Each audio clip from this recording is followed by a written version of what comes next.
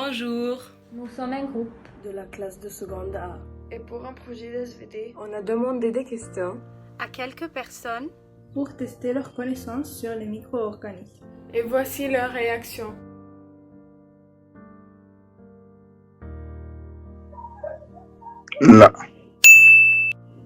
لا بالتأكيد مش كل البكتيريا ممرضة أو بتسبب الأمراض. البكتيريا في منها بكتيريا ضارة وبكتيريا نافعة.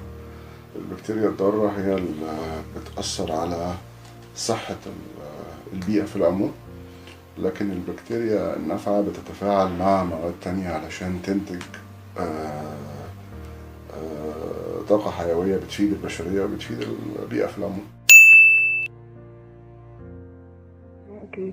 Pour les bactéries, on utilise des antibiotiques, alors que pour les virus, on utilise des médicaments antiviraux, je pense. Un virus, on utilise une injection du virus lui-même. Ainsi, notre corps devient immunitaire au virus, mais le virus ne se guérit pas, il ne disparaît pas de notre corps.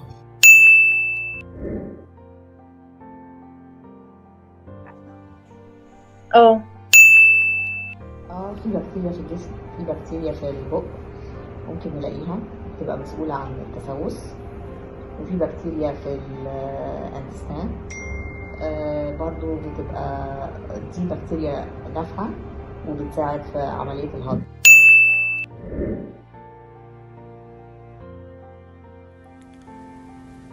لا مش كل أنواع البكتيريا زي بعض، إنه في بكتيريا بنعرف نموتها وبكتيريا ما نعرفش، فأكيد طرق معادلتها بتختلف.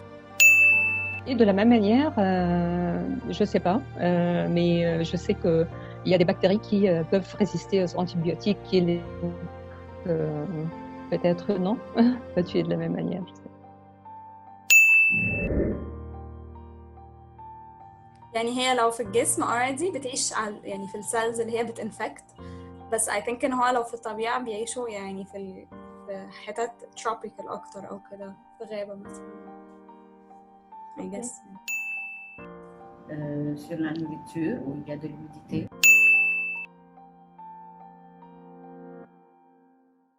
بالوايت بلاد سيلز.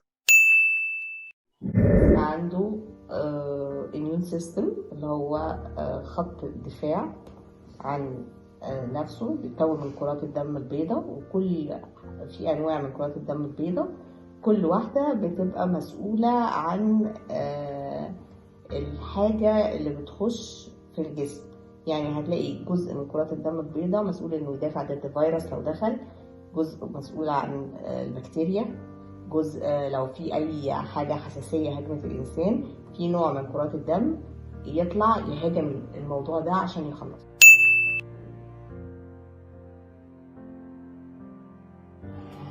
Oui, certainement. Oui, je pense que tous les deux peuvent tuer l'homme.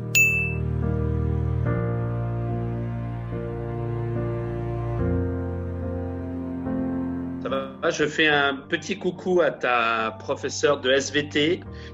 Je suis né dans les années 1970, je vais faire très court. Et en fait, c'est une période où les enfants, c'est une génération, en Angleterre surtout, mais aussi en France, mais surtout en Angleterre, il y a eu toute une génération où en fait, quelle que soit sa classe sociale, quand on avait 3, 4, 5, 6 ans et un simple rhume, sinusite ou le nez qui coule, les médecins de cette génération-là donnaient beaucoup d'antibiotiques, mais beaucoup trop. Alors je ne sais plus à quel âge j'ai pris mon premier antibiotique, je ne sais plus, mais je crois que c'est assez tôt, trop tôt pour aujourd'hui.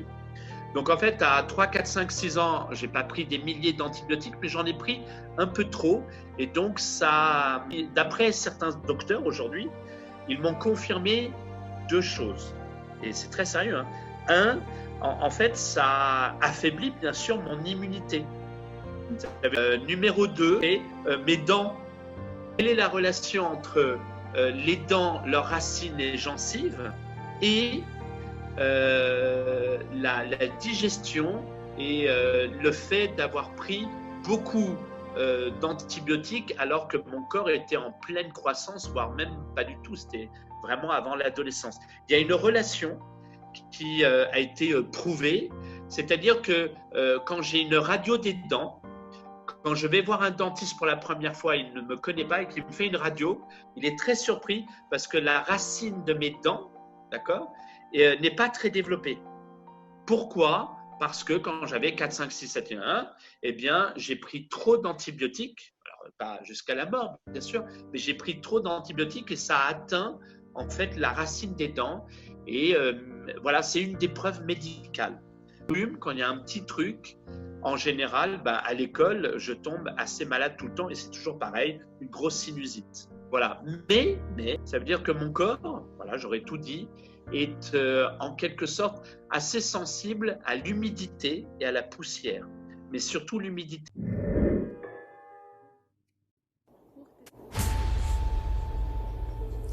Ah, les êtres humains, le jour est là, le jour de votre fin.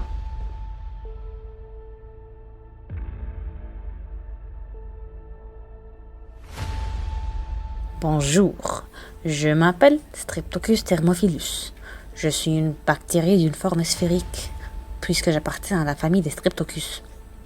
J'ai une taille comprise entre 0,5 et 1 micromètre, et je suis du genre Lactobacille. Si vous me cherchez, vous allez me trouver dans la bouche des consommateurs de yaourt, puisque j'ai besoin de température élevée pour me reproduire, d'où vient mon nom Thermophilus. Venons sur mon mode d'action. J'aide beaucoup à la fermentation du lait pour former le délicieux yaourt. Avec mon ami Bulgaricus, j'échange des gènes qui m'aident à la transformation des sucres en acide lactique pour me nourrir. En plus, je suis une bactérie bénéfique, donc je ne fais que de bien. Et du yaourt délicieux. Merci beaucoup.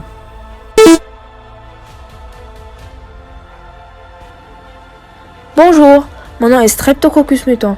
Je suis une bactérie sphérique, d'où mon nom Streptococcus. Vous pouvez ne pas me reconnaître par mon nom, mais je suis quand même assez omniprésente. Je suis la bactérie qui cause les caries dentaires. Je fais cela en transformant le sucre en acide lactique, qui lui attaque les mailles dentaires.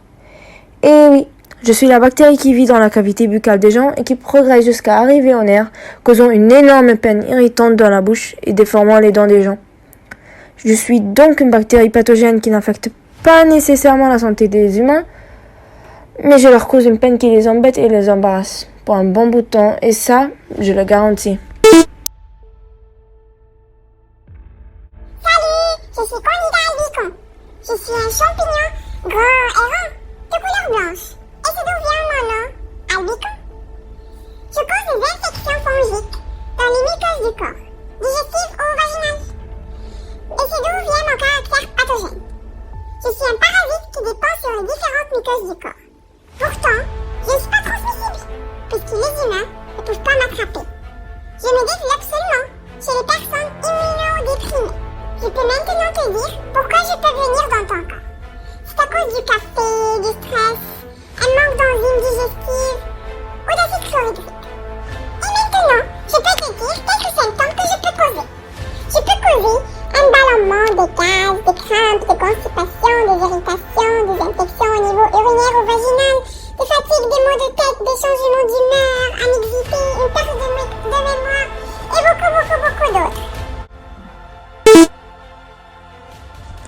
Bonjour, je suis Covid-19.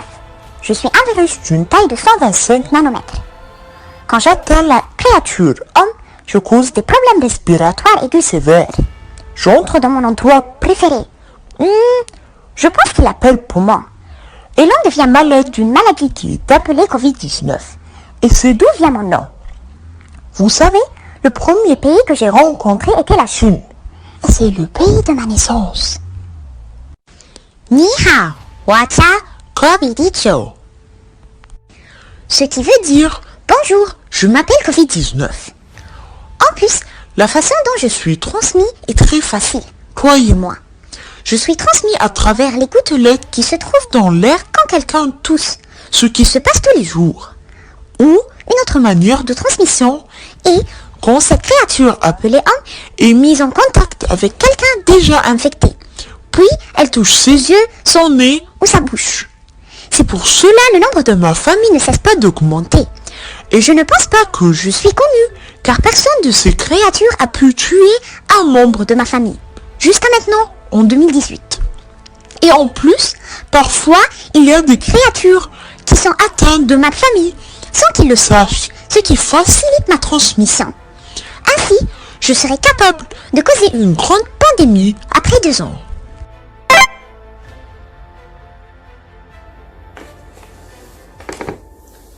Corona est arrivé. Covid-19 est accepté. Il est prêt à pénétrer le corps des humains et détruire les cellules de leurs poumons. 2 years later.